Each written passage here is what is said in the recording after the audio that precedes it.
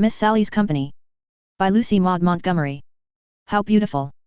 Said Mary Seymour delightedly, as they dismounted from their wheels on the crest of the hill.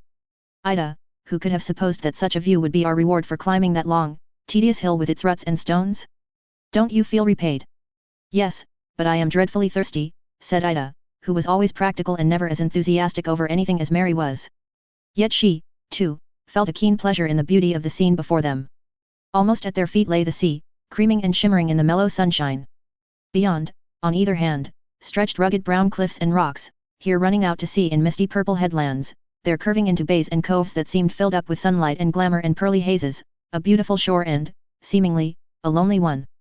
The only house visible from where the girls stood was a tiny grey one, with odd, low eaves and big chimneys, that stood down in the little valley on their right, where the cliffs broke away to let a brook run out to sea and formed a small cove, on whose sandy shore the waves lapped and crooned within a stone's throw of the house. On either side of the cove a headland made out to sea, curving around to enclose the sparkling water as in a cup. What a picturesque spot! Said Mary. But what a lonely one! Protested Ida. Why, there isn't another house in sight. I wonder who lives in it. Anyway, I'm going down to ask them for a drink of water. I'd like to ask for a square meal, too, said Mary, laughing. I am discovering that I am hungry. Fine scenery is very satisfying to the soul, to be sure, but it doesn't still the cravings of the inner girl. And we've wheeled 10 miles this afternoon. I'm getting hungrier every minute. They reached the little grey house by way of a sloping, grassy lane. Everything about it was very neat and trim. In front a whitewashed paling shut in the garden which, sheltered as it was by the house, was ablaze with poppies and hollyhocks and geraniums. A path, bordered by big white clam shells, led through it to the front door, whose steps were slabs of smooth red sandstone from the beach. No children here, certainly, whispered Ida. Every one of those clam shells is placed just so. And this walk is swept every day. No, we shall never dare to ask for anything to eat here. They would be afraid of our scattering crumbs. Ida lifted her hand to knock, but before she could do so, the door was thrown open and a breathless little lady appeared on the threshold. She was very small, with an eager, delicately featured face and dark eyes twinkling behind gold-rimmed glasses. She was dressed immaculately in an old-fashioned gown of grey silk with a white muslin fichu crossed over her shoulders, and her silvery hair fell on each side of her face in long, smooth curls that just touched her shoulders and bobbed and fluttered with her every motion. Behind, it was caught up in a knot on her head and surmounted by a tiny lace cap. She looks as if she had just stepped out of a bandbox of last century, thought Mary. Are you Cousin Abner's girls? Demanded the little lady eagerly. There was such excitement and expectation in her face and voice that both the Seymour girls felt uncomfortably that they ought to be Cousin Abner's girls. No, said Mary reluctantly, we're not. We are only Martin Seymour's girls. All the light went out of the little lady's face, as if some illuminating lamp had suddenly been quenched behind it.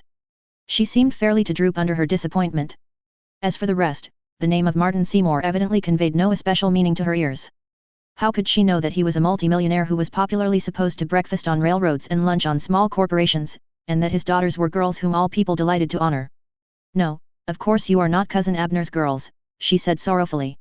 I'd have known you couldn't be if I had just stopped to think. Because you are dark and they would be fair, of course, Cousin Abner and his wife were both fair. But when I saw you coming down the lane, I was peeking through the hall window upstairs, you know, I and Juliana, I was sure you were Helen and Beatrice at last. And I can't help wishing you were. I wish we were, too, since you expected them, said Mary, smiling. But... oh, I wasn't really expecting them, broke in the little lady. Only I am always hoping that they will come. They never have yet, but Trenton isn't so very far away, and it is so lonely here. I just long for company, I and Juliana, and I thought I was going to have it today. Cousin Abner came to see me once since I moved here and he said the girls would come, too, but that was 6 months ago and they haven't come yet.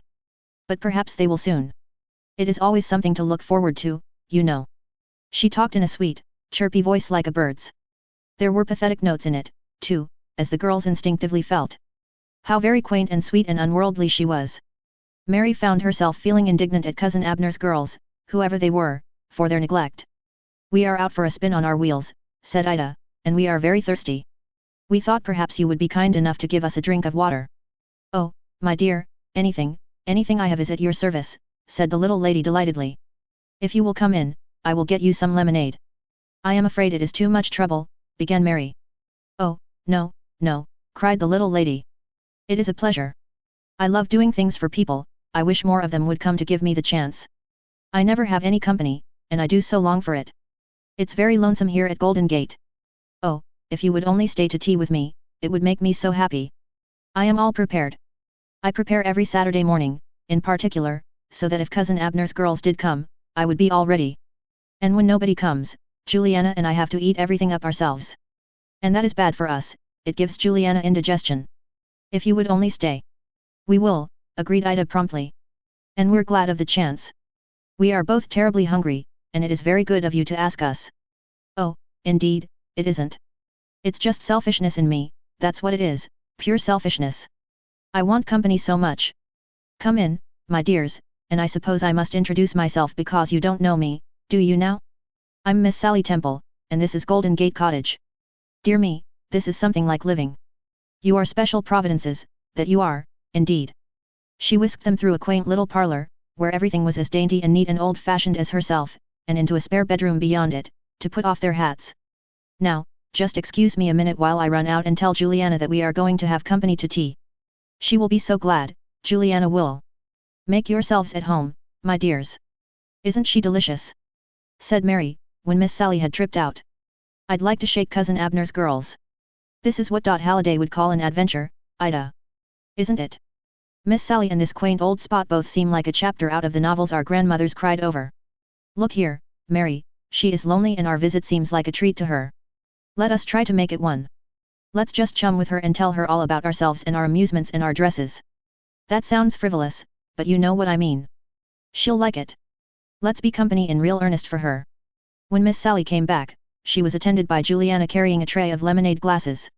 Juliana proved to be a diminutive lass of about 14 whose cheerful, freckled face wore an expansive grin of pleasure. Evidently Juliana was as fond of company as her mistress was. Afterwards, the girls overheard a subdued colloquy between Miss Sally and Juliana out in the hall. Go set the table, Juliana, and put on Grandmother Temple's wedding china, be sure you dust it carefully, and the best tablecloth, and be sure you get the crease straight, and put some sweet peas in the center, and be sure they are fresh. I want everything extra nice, Juliana. Yes'm, Miss Sally, I'll see to it. Isn't it great to have company, Miss Sally? Whispered Juliana. The Seymour girls long remembered that tea table and the delicacies with which it was heaped. Privately, they did not wonder that Juliana had indigestion when she had to eat many such unaided. Being hungry, they did full justice to Miss Sally's good things, much to that little lady's delight. She told them all about herself. She had lived at Golden Gate Cottage only a year. Before that, I lived away down the country at Millbridge with a cousin. My uncle Ephraim owned Golden Gate Cottage, and when he died he left it to me and I came here to live. It is a pretty place, isn't it? You see those two headlands out there? In the morning, when the sun rises, the water between them is just a sea of gold, and that is why Uncle Ephraim had a fancy to call his place Golden Gate. I love it here. It is so nice to have a home of my own. I would be quite content if I had more company. But I have you today, and perhaps Beatrice and Helen will come next week. So I've really a great deal to be thankful for. What is your cousin Abner's other name? Asked Mary, with a vague recollection of hearing of Beatrice and Helen, somebody, in Trenton. Reed, Abner Abimelech Reed, answered Miss Sally promptly. Reed, he signs himself now. He is very well to do, I am told, and he carries on business in town. He was a very fine young man, my cousin Abner. I don't know his wife. Mary and Ida exchanged glances. Beatrice and Helen Reed. They knew them slightly as the daughters of a new rich family who were hangers-on of the fashionable society in Trenton. They were regarded as decidedly vulgar, and so far their efforts to gain an entry into the exclusive circle where the Seymours and their like revolved had not been very successful. I'm afraid Miss Sally will wait a long while before she sees Cousin Abner's girls, said Mary, when they had gone back to the parlor and Miss Sally had excused herself to superintend the washing of Grandmother Temple's wedding china. They probably look on her as a poor relation to be ignored altogether, whereas, if they were only like her, Trenton society would have made a place for them long ago. The Seymour girls enjoyed that visit as much as Miss Sally did. She was eager to hear all about their girlish lives and amusements. They told her of their travels, of famous men and women they had seen, of parties they had attended, the dresses they wore, the little fads and hobbies of their set, all jumbled up together and all listened to eagerly by Miss Sally and also by Juliana, who was permitted to sit on the stairs out in the hall and so gather in the crumbs of this intellectual feast. Oh, you've been such pleasant company, said Miss Sally when the girls went away. Mary took the little lady's hands in hers and looked affectionately down into her face. Would you like it, you and Juliana, if we came out to see you often? And perhaps brought some of our friends with us? Oh, if you only would! Breathed Miss Sally. Mary laughed and, obeying a sudden impulse, bent and kissed Miss Sally's cheek. "We'll come then," she promised. "Please look upon us as your steady company henceforth." The girls kept their word. Thereafter, nearly every Saturday of the summer found them taking tea with Miss Sally at Golden Gate. Sometimes they came alone, sometimes they brought other girls. It soon became a decided fad in their set to go to see Miss Sally. Everybody who met her loved her at sight. It was considered a special treat to be taken by the Seymours to Golden Gate. As for Miss Sally, her cup of happiness was almost full. She had company to her heart's content and of the very kind she loved, bright, merry, fun-loving girls who devoured her dainties with a frank zest that delighted her, filled the quaint old rooms with laughter and life, and chattered to her of all their plans and frolics and hopes. There was just one little cloud on Miss Sally's fair sky. If only Cousin Abner's girls would come. She once said wistfully to Mary. "Nobody can quite take the place of one's own, you know. My heart yearns after them." Mary was very silent and thoughtful as she drove back to Trenton that night. 2 days afterwards, she went to Mrs. Gardiner's lawn party. The Reed girls were there. They were tall, fair, handsome girls, somewhat too lavishly and pronouncedly dressed in expensive gowns and hats, and looking, as they felt, very much on the outside of things. They brightened and bridled, however, when Mrs. Gardiner brought Mary Seymour up and introduced her. If there was one thing on earth that the Reed girls longed for more than another, it was to get in with the Seymour girls. After Mary had chatted with them for a few minutes in a friendly way, she said, "I think we have a mutual friend in Miss Sally Temple of Golden Gate, haven't we? I'm sure I've heard her speak of you." The Reed girls flushed. They did not care to have the rich Seymour girls know of their connection with that queer old cousin of their father's who lived in that out-of-the-world spot up country. "She is a distant cousin of ours," said Beatrice carelessly, "but we've never met her." "Oh, how much you have missed," said Mary frankly. "She is the sweetest and most charming little lady I have ever met, and I am proud to number her among my friends. Golden Gate is such an idyllic little spot, too. We go there so often that I fear Miss Sally will think we mean to outwear our welcome. We hope to have her visit us in town this winter. Well, goodbye for now. I'll tell Miss Sally I've met you. She will be pleased to hear about you." When Mary had gone, the Reed girls looked at each other. "I suppose we ought to have gone to see Cousin Sally before," said Beatrice. "Father said we ought to." "How on earth did the Seymours pick her up?" said Helen. "Of course we must go and see her." Go they did. The very next day Miss Sally's cup of happiness brimmed right over, for Cousin Abner's girls came to Golden Gate at last.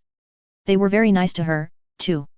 Indeed, in spite of a good deal of snobbishness and false views of life, they were good-hearted girls under it all, and some plain common sense they had inherited from their father came to the surface and taught them to see that Miss Sally was a relative of whom anyone might be proud. They succumbed to her charm, as the others had done, and thoroughly enjoyed their visit to Golden Gate. They went away promising to come often again, and I may say right here that they kept their promise, and a real friendship grew up between Miss Sally and Cousin Abner's girls that was destined to work wonders for the latter, not only socially and mentally but spiritually as well, for it taught them that sincerity and honest kindliness of heart and manner are the best passports everywhere, and that pretense of any kind is a vulgarity not to be tolerated. This took time, of course. The Reed girls could not discard their snobbishness all at once. But in the end it was pretty well taken out of them. Miss Sally never dreamed of this or the need for it. She loved Cousin Abner's girls from the first and always admired them exceedingly. "And then it is so good to have your own folks coming as company," she told the Seymour girls. "Oh, I'm just in the seventh heaven of happiness. But, dearies, I think you will always be my favorites, mine and Juliana's. I've plenty of company now and it's all thanks to you." "Oh, no," said Mary quickly. "Miss Sally, your company comes to you for just your own sake. You've made Golden Gate a veritable Mecca for us all. You don't know and you never will know how much good you have done us. You are so good and true and sweet that we girls all feel as if we were bound to live up to you, don't you see? And we all love you, Miss Sally." "I'm so glad," breathed Miss Sally with shining eyes, "and so is Juliana."